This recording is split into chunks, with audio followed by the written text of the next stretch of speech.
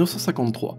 Alors qu'Hilary Edmund et Tenzing Norway deviennent les premiers hommes à gravir l'Everest, le fascisme de Staline touche à sa fin, avec la mort de celui-ci, entraînant dans son sillage la signature de l'armistice de Panmunjom, qui met fin au conflit entre la Chine et la Corée. Enfin, plus précisément, la partie nord de celle-ci, la zone démilitarisée qui en résulte au 38e parallèle nord, délimite davantage la frontière avec la Corée du Sud. 1953, c'est aussi l'année où, pigiste par la force des choses, un passionné et ancien étudiant en peinture devient célèbre, en remettant en avant un personnage du folklore, jusque-là censuré, avec les aventures du petit ninja Sarutobi Sasuke. On suit alors les histoires absurdes du shinobi à travers le plus souvent des planches de gags courtes qui feront son succès, croisant l'humour et la poésie de caricaturistes de l'époque, comme le Dr Seuss, mais avec la mythologie locale. L'auteur reprendra la recette avec l'apprenti ninja Doron Shibimaru et le légendaire shonen Jiraiya.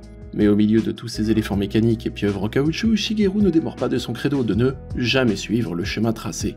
Il adapte Godzilla à sa façon ainsi que le dernier des Mohicans sans manquer de s'identifier au personnage insoumis d'Œil de Faucon. Alors qu'il y a quelques années, suite aux inondations, il est alors hébergé pendant quelques mois par son idole, le dessinateur de Norakumo, qui deviendra alors son professeur.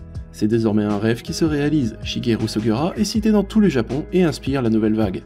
Malheureusement, dépassé par l'évolution du marché et la croissance de ses lecteurs, il perd en popularité au cours des années. Mais cité par de grands artistes du moment, il est alors remis sur le devant de la scène et devient même le plus grand représentant du manga d'humour surréaliste. Finalement, ce seront les studios Ghibli qui lui rendront le plus bel hommage, un peu avant sa mort, avec Pompoko, l'adaptation de son manga 808 Tanuki. En fait, 1953 verra passer bon nombre d'aventures, dont celle d'un étudiant qui réalisera son rêve et posera sa marque, mais sans jamais déroger à ses principes.